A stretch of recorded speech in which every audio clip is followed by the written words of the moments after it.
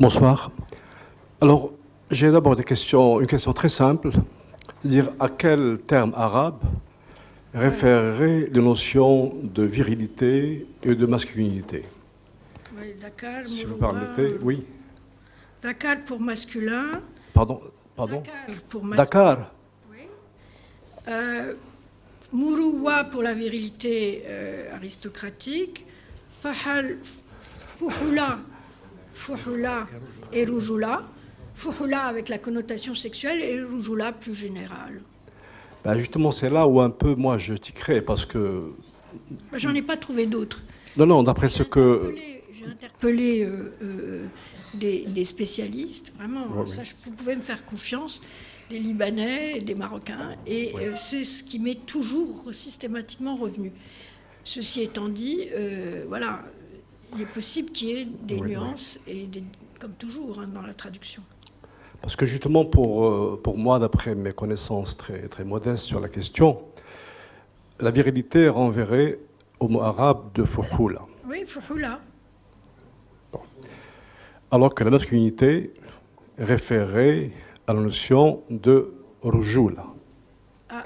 Et la rujula, la masculinité, serait définie par et à la fois la muru'a, cette générosité, mais aussi par la fuhula.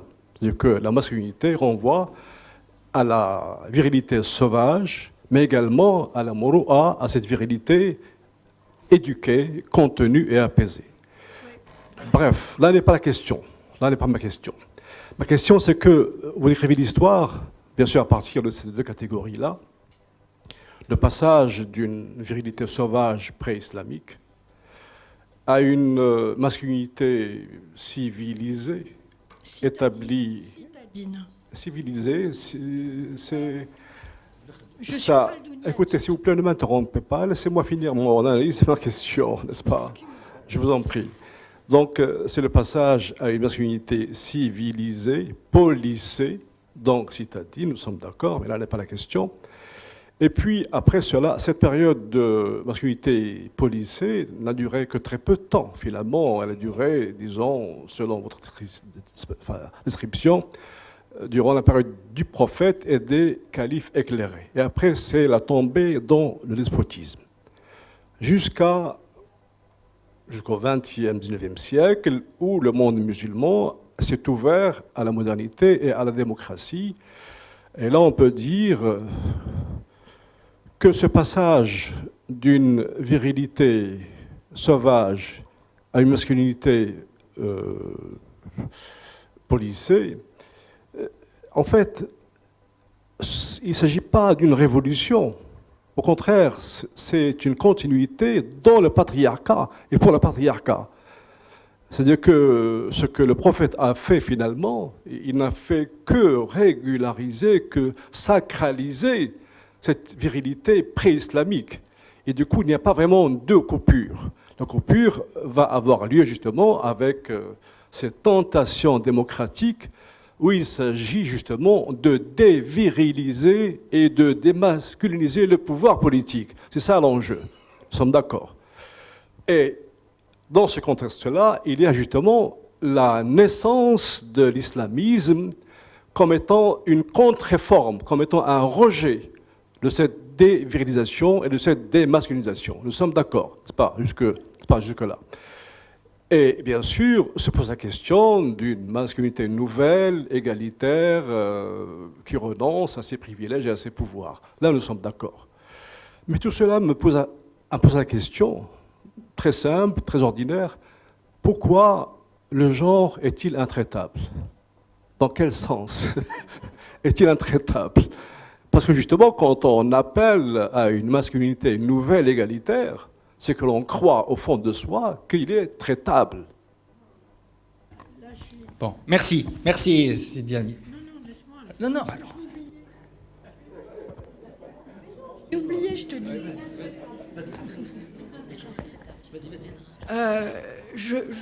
Je vous remercie de votre intervention. Je suis tout à fait d'accord. Je n'ai pas eu le temps d'expliquer qu'en effet, l'islam récupère les vertus du désert et les vertus de la jahiliya en les sublimant. Au fond, c'est une sublimation. en leur enlevant la dimension excessive et disjonctive, hein, puisque c'est les deux grandes logiques du viril, et en construisant un genre qui a été finalement, qui a inspiré l'Occident, qui est la galanterie, la chevalerie et la courtoisie. Ces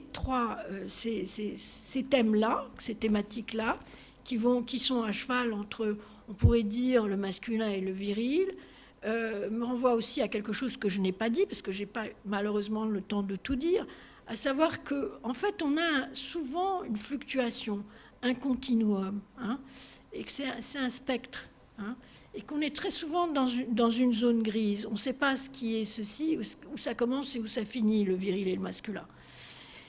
Et donc, il y a une récupération. Non, ce n'est pas tout à fait la même chose, dans la mesure où, au fond, la connaissance de soi masculine, et en particulier celle de la mystique, implique l'abolition de soi, l'abolition de l'ego. Or, le propre du viril, je n'ai pas eu le temps de le dire, c'est d'être essentiellement narcissique. Donc, on est exactement aux antipodes. Et d'un côté, vous avez une intériorisation, merci de me le souffler, et de l'autre, vous avez une extraversion. Et ça donne des schèmes très différents. Et je crois qu'il y a des moments où ces choses sont présentes. Si vous lisez le livre de Jamous sur les Riffins, il montre bien la différence entre le guerrier et le shérif. Et là, ils sont en parallèle l'un à l'autre, ils sont extraordinairement ressemblants, mais il y en a un qui est armé et qui est là pour faire la guerre et pour défendre son nom, etc. Et l'autre qui, lui, est descendant du prophète et n'a pas besoin de faire la guerre, et lui, il fait la paix. Il est là pour faire la paix. Mais il ne va jamais contrarier le viril. Il ne va jamais le remettre en question. Il joue son rôle. Bon, ça, c'est un point de détail. Ce qui serait intéressant, en effet, ce serait de séparer les deux. Mais pour ça, il faut vraiment qu'il y ait une évolution des mentalités et une évolution des mœurs. Je n'ai pas assez parlé de la civilisation des mœurs, pour reprendre le thème d'Elias, de Norbert Elias. C'est ça dont il est question. Pour que le droit puisse évoluer, il faut que les mentalités et les coutumes, les mœurs, hein, évoluent. Et ça va ensemble. Je ne sais pas si j'ai répondu à votre question. L'intraitable, ben ça c'est un coup d'éditeur qui veut vendre. Intraitable a un double sens. On ne peut pas le traiter, et puis il est fier, il est intraitable. Il ne renonce pas, il ne négocie pas.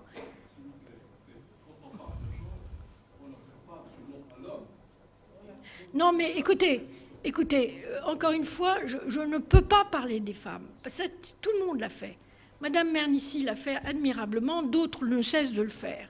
Et je regrette, je n'ai pas assez parlé déjà du masculin, je ne vais pas parler des femmes. Mon sujet, ce que j'ai essayé de poser comme hypothèse, c'est le fait qu'il y ait un problème dont on n'arrive pas à sortir, à s'extirper, et qui est cette espèce de passion, hein, de norme aussi, du viril. Alors, il y a, évidemment, encore une fois, je crois qu'elle a très bien dit, la hantise des régimes, des penseurs de l'islam, ça a été la fitna, ça n'a pas été la question de la liberté, ça n'a pas été la question de l'égalité. Je ne sais pas qui a fait référence à Marx tout à l'heure. Mais non, la question pourquoi ? Parce que fondamentalement, il y avait toujours cette poussée, cette folie, au fond, hein, de l'illimité. On va vers le plus, vers l'excès, toujours plus. Attendez, on ne peut pas faire un dialogue. Une seconde. Il aurait fallu, à mon avis, mettre le genre masculin intraitable. Non. Mais non.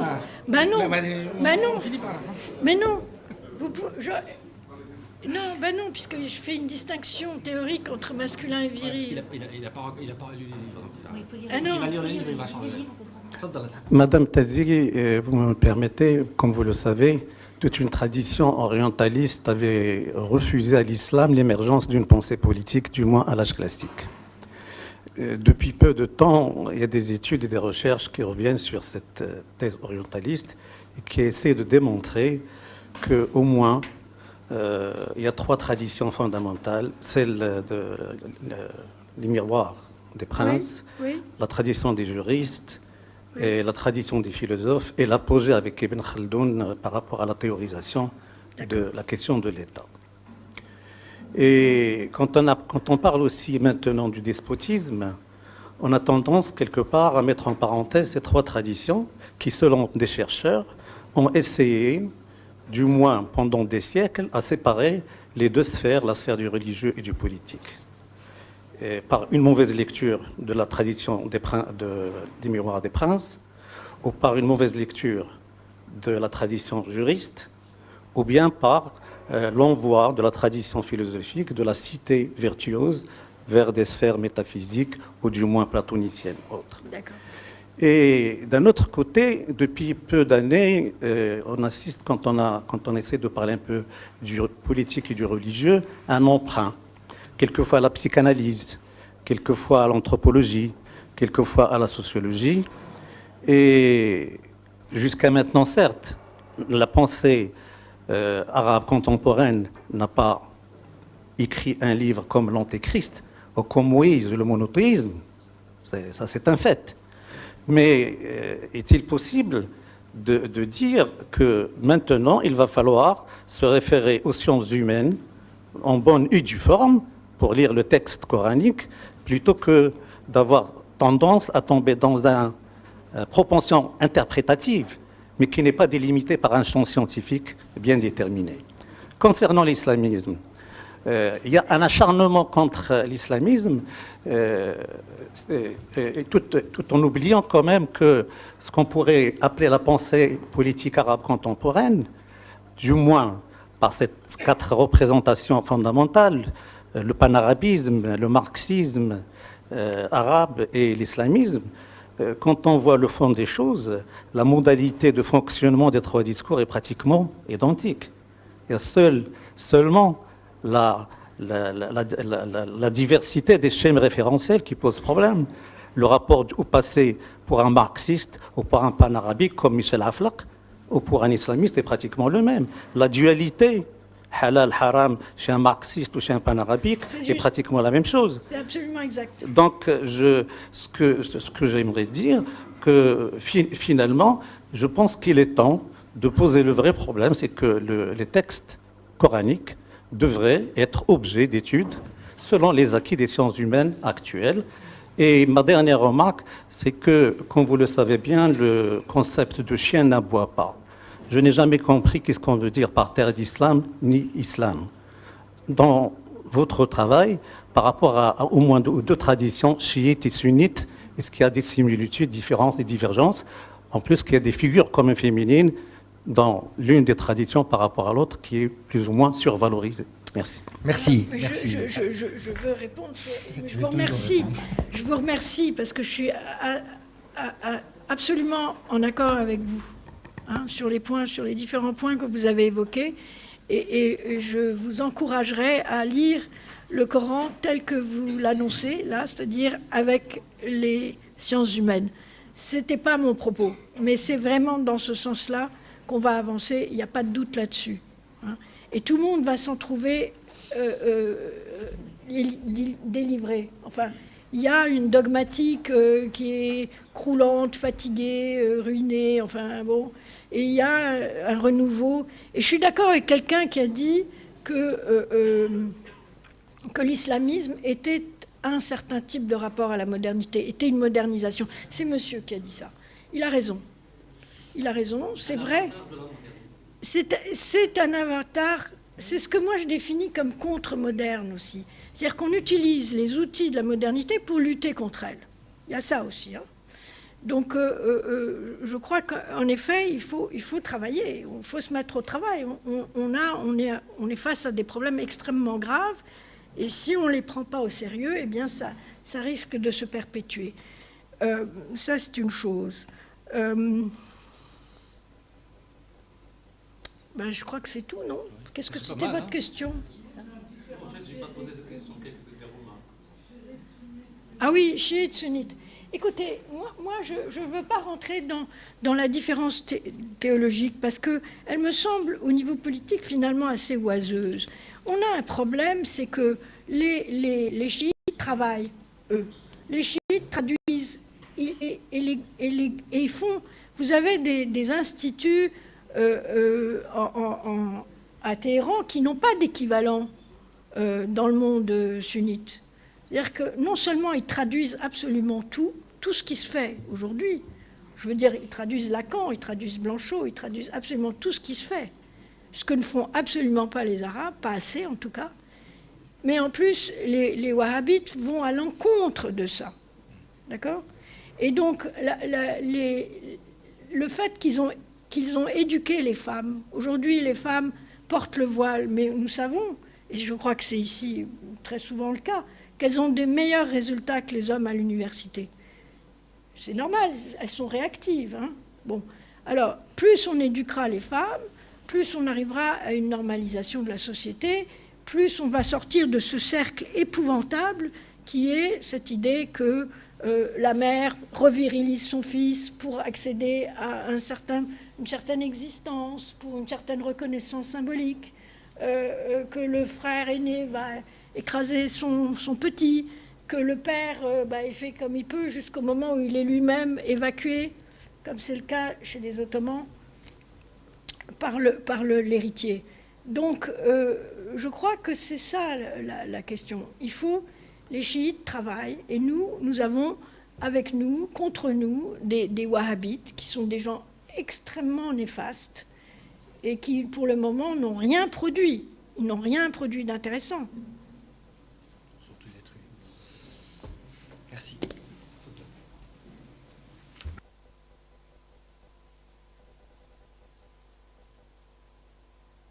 Ça marche? Oui, merci Nadia. Parce que j'ai, comme beaucoup, j'ai lu de très près ton livre. Et quand on est un peu imprégné par le combat des femmes, le combat féministe, on se perd. Parce que c'est vrai que tu ouvres des pistes, tu poses des réflexions, tu renvoies à des références et tu obliges le lecteur à travailler, à revoir. Et quand on a construit des convictions, parce qu'on est dans un combat pour les droits de l'homme, pour la démocratie, et quand on est attaché à un certain ensemble de références, des fondamentaux, comme on dit, on ne se retrouve pas. Grosso modo, moi j'ai écouté Si Mohamed Nagy et vos propos, et je trouve d'abord Si Nagy d'une très sévère. Vous, on filigrane beaucoup, parce que vous dites au bout du compte que la virilité, c'est presque une pathologie intrinsèquement liée à l'être musulman. C'est là... Bon, alors, je suis désolée, je finis. tout ce que je dis. Je finis. Donc, il y a cette question que moi je pose, et je trouve dans les propos de Si Mohamed Nagy une sévérité. Je trouve que vous êtes très sévère, avec des raccourcis sur la question de l'islam. Quand on aborde la question de l'islam, si on aborde la question, le devenir, le sort, le quotidien de 2 milliards d'êtres. Et que, en tous les cas, juste pour apporter des réponses, c'est pas le prophète Mohammed qui a dit qu'il ne tomberait jamais amoureux d'une femme de 50 ans. C'est un écrivain, Yannick Moix, qui le dit. Ce n'est pas, oui, exactement. Et je peux vous donner des exemples. Si on connaît le combat féministe, si on sait par exemple le combat des suffragettes, comment ils étaient traités, et ça s'est passé à Londres, en Angleterre. Quand on sait qu'en Europe, les femmes dans certains pays n'ont eu le droit de vote que dans les années 40, que jusqu'au début des années 80, la femme n'avait pas le droit d'avoir un compte bancaire et que n'avait pas le droit de jouir d'un certain ensemble de choses. Quand on sait, Nadia, qu'aujourd'hui, à l'heure où je vous parle, dans certains centres de réflexion philosophique, pour ne pas citer les noms, la femme est interdite. C'est-à-dire, on a même créé des clubs, ça existe, oui, par exemple, quand on prend la franc-maçonnerie, on a fait des loges pour les femmes. Il a fallu une dissidence du rite écossais pour créer le droit humain. Et quand on connaît la charte, on voit, sans que personne ne dise quoi que ce soit. Ce que je voulais vous dire, c'est que quand on compare les textes religieux, Quand on compare les textes religieux, sincèrement, permettez-moi de vous dire que le texte le plus léger, le plus ouvert envers les femmes reste le texte religieux. Parce que si on regarde dans la Torah, c'est Mohammed Nagy, c'est d'une violence énorme. Quand on regarde dans la Bible, même le Cantique des Cantiques qui se veut, graveleux, licencieux et tout ça, mais c'est d'une violence énorme. C'est dans le Coran, c'est Nagy quand on a dit c'est très beau. Parce que Nadia, on fait tous, nous autres, pas que la majorité, on oublie que dans la langue arabe, il n'y a pas de synonyme. C'est la caractéristique des langues sémites. L'arabe, il n'y a pas de synonyme. Chaque mot a une signification. C'est-à-dire, hawa, ça ne veut pas dire sakata. On le trouve dans la chanson Atlal. Il dit Kana sahran min khayalin fahawa, c'est-à-dire l'effondrement qui reste devant les yeux. An-najm idha hawa, c'est-à-dire on voit à l'horizon la rougeur. C'est ça ce qu'il veut dire. C'est-à-dire le mot, c'est pas sakata, c'est pas disparaître, c'est exactement, c'est un sens précis. Ce que je dis que c'est très sévère et je sais que c'est un peu à la mode de l'être. Moi, ma question, est-ce que la virilité, c'est une tradition qui appartient à un passé, ou c'est une tradition qui transcende l'histoire de l'être musulman? Parce que j'ai l'impression, moi, au bout du compte, j'ai l'impression que dans le livre, on la présente comme une pathologie qui est intrinsèquement liée à l'être musulman. Et moi, je pense, sincèrement, pourquoi? Je ne signalise pas. Pourquoi? Parce qu'on oublie la condition sociale. Par exemple, la virilité d'un milieu bourgeois, elle n'est pas la même chose. La virilité de Poutine, c'est un musulman. Moi, la question pour l'égalité, pour les droits des femmes, elle est essentiellement politique, elle est essentiellement et fondamentalement sociale. Et pour résumer, je vous renvoie tout simplement, non pas à des grands penseurs, mais aux écrits de Balzac, et vous allez voir la virilité de l'aristocratie et de la bourgeoisie. Merci. Je regrette que tu aies compris que le viril était une pathologie de l'islam. J'ai bien précisé que c'était un problème politique et qu'il y avait en islam des ressources pour remettre en question cette virilité-là. Donc, il n'y a pas... Et toi, tu essentialises là. Tu dis, voilà, c'est dans l'être musulman. Absolument pas. Ce qu'autorise la question, le vocable de genre, la notion de genre, c'est que précisément, on sort de l'essentialisation. C'est tout l'intérêt du concept, vraiment. Alors là, je ne suis pas du tout d'accord. Et je crois vraiment qu'il serait regrettable que ce soit compris comme ça. Ce n'est pas parce que je n'ai pas fait 2000 pages, ce qui aurait été nécessaire pour expliquer la différence avec le masculin, que le masculin n'est pas là. Le masculin, je dis qu'il reste à inventer un masculin moderne, contemporain. D'accord ? Et qu'on est combattu aujourd'hui, que tu le veuilles ou pas, par des forces régressives qui vont à l'encontre de ça. Voilà. Il faut pas se raconter d'histoire. Hein. De toute manière, on ne peut pas réinventer les femmes si on ne réinvente pas les hommes.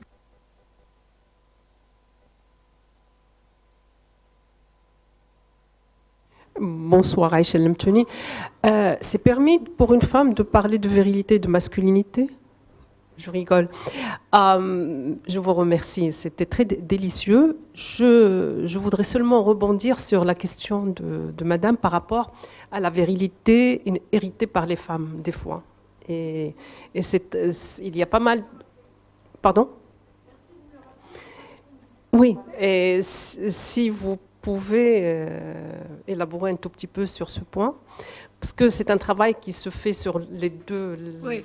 La femme et l'homme, je pense. Et voilà, merci. Dans mon livre, je mets l'accent sur une figure du sérail qui est la reine-mère, la validée. Ils appellent ça la validée, les Turcs. Eh bien, la validée, c'est un mec. D'abord, elle arrive au pouvoir quand elle est âgée, ménopausée en général. Elle porte un poignard. Elle est voilée, mais elle a le poignard. Elle passe en revue les troupes. Elle a énormément de possibilités de pouvoir. Mais elle n'accède à ça qu'en fin de vie, c'est-à-dire en fin de parcours. On est bien d'accord.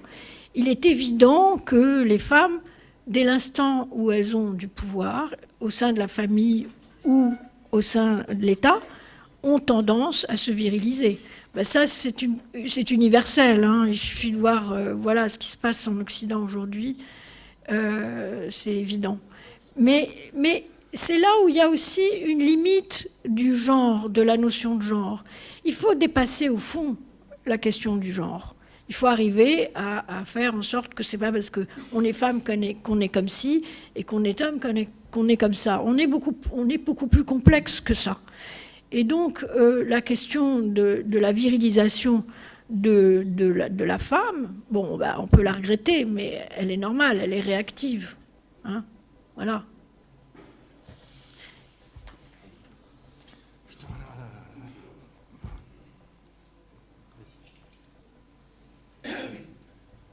Vas-y, fort. C'est rapide, donc c'est rapide. Très rapide. Vas-y. Bonsoir, madame. J'ai pas lu votre livre, j'ai commencé à le lire, et je pense que je vais le lire d'une manière différente si je vais continuer à le lire sans avoir assisté à... Je vais être éclairé, parce que, comme disait notre ami, au début, ça déroute un peu, et je crois que je serai moins dérouté. L'intervention de notre ami sur une lecture... Bon, allez, j'arrête. Je ne peux pas poser la question si... Hein, cette suggestion de lire le Coran à travers une approche scientifique maîtrisable, compréhensible par tout le monde, est souvent demandée. Et vous concluez par la recherche d'une nouvelle, votre oui. Conclusion, un message, si j'ai bien compris. C'est un appel à redéfinir la masculinité. Oui. Hein? Alors, justement, dans votre livre, j'aurai les réponses. Quels sont les critères que vous suggérez pour redéfinir cette masculinité moderne? Si vous pouvez me répondre. Merci.